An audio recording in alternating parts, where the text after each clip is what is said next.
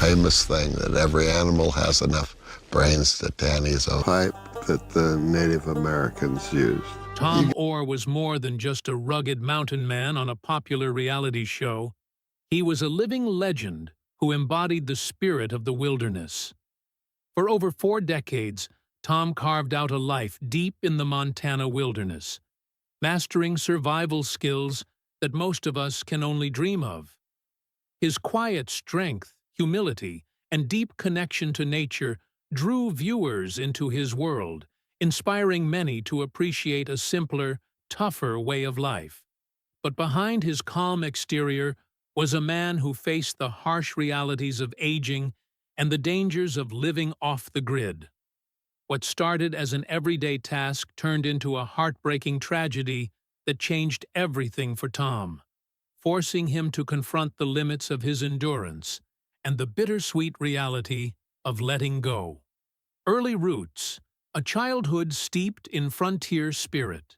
Born in 1943 in Rockford, Illinois, Tom Oar's early life was far from the wild mountains he would later inhabit. Yet the seeds of ruggedness were planted early. Rockford was a working-class town, known for its blue-collar values and the tough, honest people who called it home. Tom's family history carried echoes of the American frontier. His father had been a performer in Wild West shows during the late 1800s and early 1900s. This colorful legacy was more than just stories. It was a way of life that Tom inherited. The skills and spirit of the frontier, from horsemanship to self-reliance, were deeply embedded in his upbringing. Growing up, Tom absorbed this heritage with a natural affinity. Rodeo, which blended skill, bravery, and a touch of rebellion, was the perfect outlet for his restless spirit. It wasn't just a sport, it was a way to prove himself against nature and the raw power of animals. By his teenage years, Tom was a professional bronc rider, known for his quiet determination and fearlessness in the arena. Life on the rodeo circuit, glory and sacrifice. The rodeo circuit of the 1960s and 70s was no place for the faint-hearted. It demanded not only skill, but an iron will to withstand constant physical risk. Tom quickly made a name for himself, traveling the country competing in rodeos, thrilling crowds with his rides, and ranking consistently among the top riders nationally. His ability to stay calm under pressure and his dedication to mastering his craft earned him respect and admiration. But rodeo came with a heavy price. The relentless falls, bruises, and broken bones weren't just occasional setbacks. They were constant companions. Tom's body became a map of scars and injuries, a testament to the grueling demands of his profession. Each injury tested his resolve, yet he kept returning to the saddle, chasing that fleeting moment of mastery and adrenaline. Deep down, though, he knew the lifestyle was unsustainable. The physical toll was growing heavier, and the risks were increasing. The near-death experience that changed everything. The turning point came on Valentine's Day in 1970, during a high-stakes ride atop a notoriously wild bull known as Woolly Bugger. Rodeo riders usually tie a finger into the bull rope for grip, but in this chaotic moment, fate intervened brutally.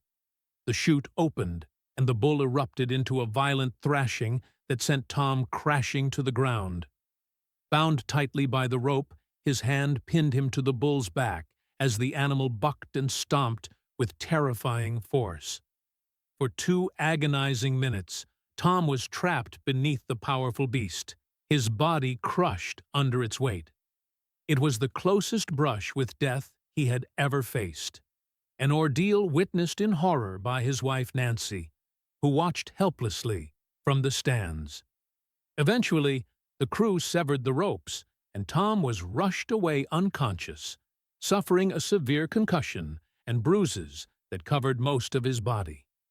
The bull, Woolly Bugger, succumbed 2 weeks later from its injuries, a grim symbol of the brutality of the encounter. Though Tom returned to rodeo just a month later, his body and spirit had changed.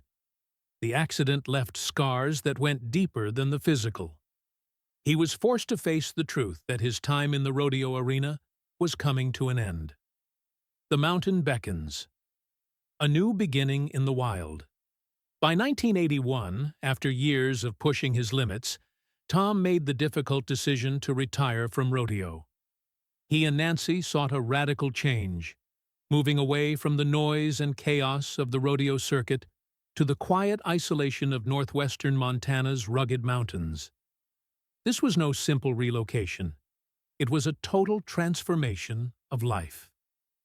The couple settled near the Yaak Valley, a remote and unforgiving wilderness where winters dropped to 30 degrees below zero and snow buried the landscape for months. There were no conveniences, no quick trips to the store, and no escaping the harsh realities of survival in the wild. Yet for Tom, this new life was freedom. It was a chance to return to the roots he always carried inside, a life defined by self-sufficiency, respect for nature, and deep connection to the land. Alongside Nancy, he began to build a home from scratch, chopping wood, hunting for food, and mastering skills passed down through generations of mountain men and Native Americans. Mastering the wilderness, the art of traditional living.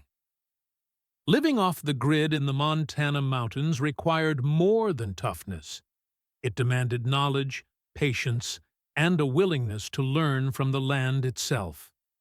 Tom quickly became an expert trapper and hunter, following animal tracks through snow and ice, setting traps with precision, and harvesting only what was necessary. One of Tom's most remarkable skills was his mastery of traditional hide tanning. Unlike modern methods, this ancient craft used smoke, natural materials, and meticulous handwork to transform raw animal hides into durable clothing and gear. This practice connected Tom not only to the animals, but also to centuries of indigenous wisdom. Every day brought new challenges, from repairing broken tools to defending the cabin against curious wildlife. But Tom embraced each trial with quiet confidence. The sounds of the forest, the warmth of the wood stove, and the companionship of Nancy created a rhythm of life that was raw and real. This was the world Tom was meant to inhabit. A partnership forged in the wilderness. Nancy was far more than just Tom Oar's wife. She was his steadfast partner and equal in every sense, sharing not only the day-to-day chores, but the immense challenges of a life carved out of the unforgiving Montana wilderness. Their partnership was built on mutual respect and an unspoken understanding that words alone couldn't capture. Together, they faced the elements, often working side by side from dawn until dusk, whether it was preparing hides, tending a small garden, or maintaining their humble cabin. Nancy's contributions went beyond the traditional roles one might expect. She was integral to the survival rhythm they maintained. When Tom was out hunting or repairing traps, Nancy was busy preserving the food, tanning hides with patient skill, and nurturing the garden that provided fresh produce in a place where growing seasons were brief and harsh. They were a team forged through decades of reliance on each other's strengths, and the quiet trust between them was visible in the smallest moments, the way they exchanged glances while working, the silent cooperation during difficult tasks, and the calm confidence that came from knowing someone had your back no matter what. Unexpected fame. From mountain man to television star. Tom Oar's life was meant to be private, a solitary journey of survival and self-reliance, far removed from the world of cameras and crowds. But when the History Channel launched Mountain Men in 2012, the world suddenly got a front-row seat to his rugged way of living. The show aimed to showcase people who chose to live off the grid, embracing age-old traditions in some of America's harshest environments. Tom never sought this kind of attention. He wasn't interested in becoming a television personality, nor did he want to have his personal life dissected by an audience. Yet, his genuine nature and undeniable skill made him stand out. Millions of viewers were captivated by a man who could survive freezing winters, hunt with primitive tools, and make everything he needed with his own hands. To many, Tom was the embodiment of a disappearing way of life, a living connection to a time when survival depended on knowledge, grit, and a deep respect for the land. The fame came as a surprise to Tom. It brought new challenges. Suddenly, strangers recognized him in town, tourists sought him out, and letters from fans poured in, many asking for advice or simply sharing how his story inspired them. The reality behind the screen. Trials and triumphs. Mountain Men gave audiences a glimpse of Tom's daily life, but no television show could fully capture the depth and complexity of what he endured. Beneath the surface of the rugged scenes was a man who had carried decades of physical pain from injuries, hardships, and years of grueling labor.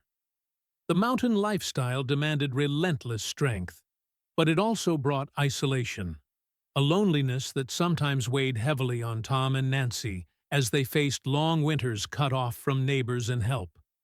The dangers were ever present. Early snowstorms could trap them without warning. Predators like bears and wolves lurked nearby, and the failure of even a single piece of equipment could jeopardize survival. Each day required constant vigilance, quick thinking, and a willingness to face discomfort and danger head-on. Tom's ability to navigate these challenges was rooted not just in skill, but in a deep love for the wilderness and an unwavering commitment to living on his own terms. What the show revealed, and what fans came to admire, was Tom's remarkable resilience. Despite the hardships, he never gave up. His ingenuity was evident in how he crafted tools, managed his food supply, and adapted to whatever the mountain threw his way. But more than anything, viewers connected with Tom's spirit, a man who lived with dignity, humility, and a profound connection to the natural world. The true meaning of freedom, hard work, and wilderness. Survival freedom, in the world Tom Oar inhabited, was never about ease or comfort. It was about earning every breath against a relentless backdrop of nature's harshest trials. The mountains don't care about your dreams or your plans. They don't bend to your will. Freedom meant facing snowstorms that bury everything, biting cold that seeps into your bones, and solitude so complete it becomes a physical presence. Young blood and old hands alike must prove themselves worthy, showing grit and determination as they carve out a life on the wild frontier. There's no room for shortcuts or second chances.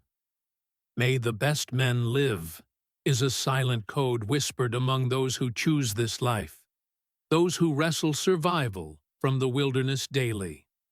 Tom, a man of deep privacy and stoicism, never sought the spotlight. The idea of staging his life for television made him uneasy. Yet after long contemplation, he agreed to let the cameras capture his reality. The footage had to be authentic. No scripted drama, no gimmicks. Just the raw truth of living on nature's terms. This decision would open a window for millions into a world that most only glimpse in documentaries or adventure stories. It allowed ordinary people to learn the extraordinary skills of wilderness survival. More than survival, the education of mountain men. Mountain Men isn't just a show about hunting or trapping. It's an ongoing school in the old ways. Viewers get lessons in tracking elusive game through snow, in setting traps that will feed you for weeks, and in tanning hides using techniques passed down by Native Americans for centuries. The show honors the craftsmanship and respect for nature that goes far beyond mere survival. It's about thriving within the ecosystem rather than dominating it. But what truly makes the show resonate isn't just the skills, impressive as they are. It's the people, rugged, determined, and often deeply human, who bring these lessons to life. Tom Oar quickly became a fan favorite because he was not only a master craftsman and hunter, but someone whose quiet dignity and humility shone through every frame. His knowledge was hard-earned, his skills honed from decades of experience, and his lifestyle seemed to come straight from a time before modern conveniences dulled the edges of our daily existence. The cast of characters. A brotherhood of mountain men. When Mountain Men first hit the screen, it wasn't just Tom Oar's rugged lifestyle that drew viewers in. It was the rich, diverse cast of characters who each brought their own unique story and survival skills to the table. Alongside Tom stood a group of equally compelling individuals like Eustace Conway, Marty Meader, Morgan Beasley, Jason Hawke, Margaret Stern, Jake Herrick, Mike Horstman, Rich Lewis, George Michaud, Charlie Tucker, Kyle Bell, and Brent Jameson. Together, they painted a vivid picture of life lived on the edge of civilization, spanning some of the most challenging and varied landscapes America has to offer. From Alaska's frozen tundra to the dense forests of North Carolina. Each person on the show carried their own brand of resilience and wisdom. What made the cast so fascinating wasn't just their survival skills, but the way their stories intertwined, how they respected the land and the lessons it taught them, while grappling with the loneliness, danger, and hard work that came with such a life. Tom stood out among them for his deep authenticity. He wasn't a man seeking spotlight or fame. He lived with a quiet, unshakable purpose, able to skin an elk using traditional methods, endure brutal snowstorms that would freeze others in their tracks, and still share laughter and warmth around a fire with his wife Nancy.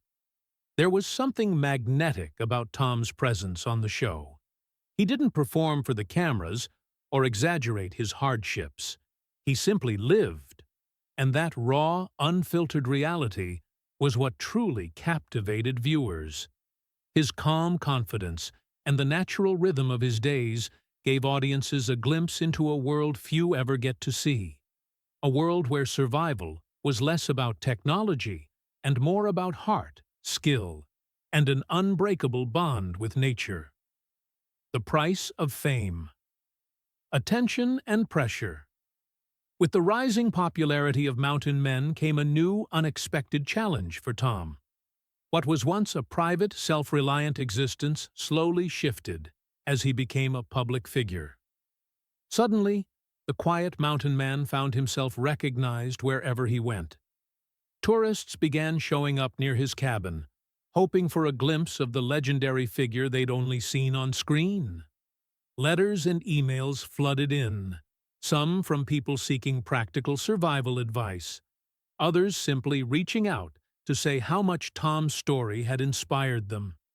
Tom was deeply touched by the kindness and appreciation. After a lifetime of living quietly, knowing he had made an impact on so many was humbling. Yet, with recognition came a weight he hadn't anticipated. The simple life he had built with Nancy, far from the noise and chaos of modern society, started to feel more complicated.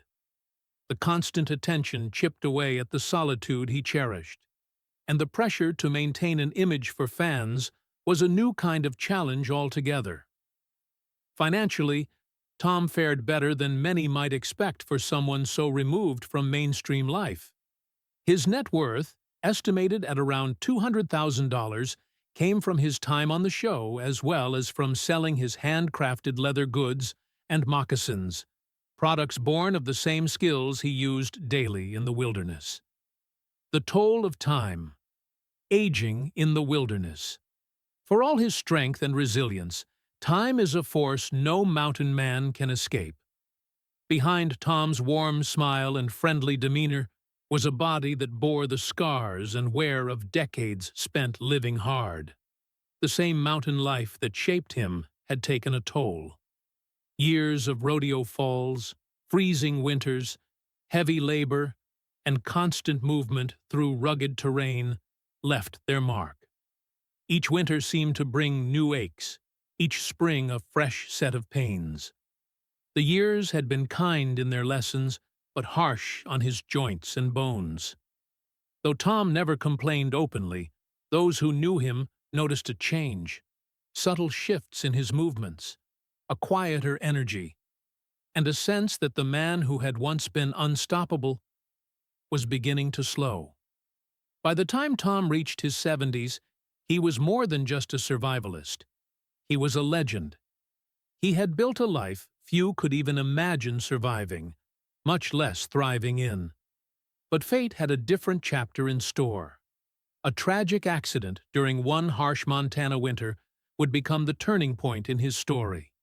A moment when the mountain, which had given him so much, also reminded him of its unforgiving power. The accident that changed everything. It was a midwinter morning, the kind where every breath turns to icy mist, and the snow piles so high that the roof of Tom's cabin groans under its weight. Snow accumulation on roofs in the mountains is no trivial matter. Too much weight can collapse a cabin, ruining months or years of hard work. Tom knew this well, so that morning he decided to climb the ladder and shovel off the heavy snow. Nancy, ever cautious, urged him to wait, to let the weather ease or find help. But Tom's nature was to act, not to wait. Boots on, ladder propped, shovel in hand, Tom climbed. He'd done it many times before, but this day was different. Whether the ladder slipped on hidden ice or the roof's surface betrayed him, Tom lost his footing and fell hard onto the frozen ground. The impact knocked the wind out of him. He lay still, breath shallow, unable to move. The fall was severe, bruised ribs, back pain, a body worn down by decades of hard living, finally pushed beyond its limits. Nancy rushed out when she heard the thud. She found Tom groaning, struggling to rise, but clearly in distress. Despite his protests that he was fine, Nancy saw the truth. This was no ordinary injury. They were miles from any hospital or ambulance. The nearest clinic was several towns away, unreachable quickly in the winter snow. She helped him inside, wrapped him in blankets, and watched over him with growing concern. A different pace. Florida's quiet days. In Florida, the pace of life slowed considerably. The relentless urgency that had once driven Tom was replaced by quiet mornings warmed by the gentle sun and softened by a subtropical breeze. While he still kept his hands busy, crafting knives, shaping leather goods, and making moccasins, there was none of the breathless tension of the mountain wilderness. The work was steady, but no longer a matter of survival. This change was not without its emotional cost. Though Tom rarely voiced complaints, those close to him could see a subtle shift in his demeanor. He missed the cold that sharpened the senses, the constant challenge of living with nature on its own terms, and the deep, ancient rhythm of mountain life that had become his heartbeat. Florida's warmth was a balm to his aging bones, but it could never replace the soul-stirring grandeur of Montana's snow-covered trees or the quiet majesty of a forest wrapped in ice and silence. At times, Tom would watch a Florida sunset, its fiery hues fading into a soft purple sky, and his mind would wander back to the cold evenings by the fire in the mountains. He longed for the howl of wolves in the distance, the crackling of frozen branches underfoot, the taste of pure mountain air that no place in Florida could replicate. The landscape was softer here, less wild, and that softness sometimes felt like a loss. The unseen weight of fame. Beyond the physical and environmental changes, Tom faced another challenge he had never anticipated: the toll of fame. When Mountain Men became a hit, Tom's life shifted from private solitude to public spectacle. Equals. He never sought celebrity. He didn't crave interviews, endorsements, or any kind of spotlight. For him, the cameras had simply documented a life lived authentically. But as the show grew in popularity, so did the attention on Tom. Fans began showing up at his remote cabin, letters flooded in, and trips to town became increasingly uncomfortable as strangers recognized him on the street. Initially, the attention was flattering. People admired him for being genuine and skilled. But the constant scrutiny soon became overwhelming. Tom was a private man who had spent most of his adult life far from the noise of civilization. Suddenly, he was a television star, whether he wanted to be or not. This fame was something Tom never fully embraced. He didn't watch many of the episodes he appeared in. For him, living was about unpredictability and raw experience, not performing for an audience. After his accident, the pressures of public attention only grew harder to manage. The man who had thrived in isolation was now grappling with the complex emotions of being known by millions. Reflection and legacy. A life well lived with more time for reflection, Tom often found himself thinking back over the life he and Nancy had built. He remembered his early years as a rodeo rider, the roar of the crowd, the adrenaline of the arena. He recalled the first, rough days in the wilderness, when their cabin lacked a proper roof and every meal was a test of skill and patience. The blizzards that had battered them, the satisfaction of finishing a perfectly tanned hide, and even the unexpected phone call from a television producer who wanted to film his life. All these memories formed a tapestry of experience few could claim. The accident was a stark reminder of life's fragility. Tom had endured extreme cold, dangerous wildlife, and isolation, but a simple misstep on a familiar roof nearly ended it all.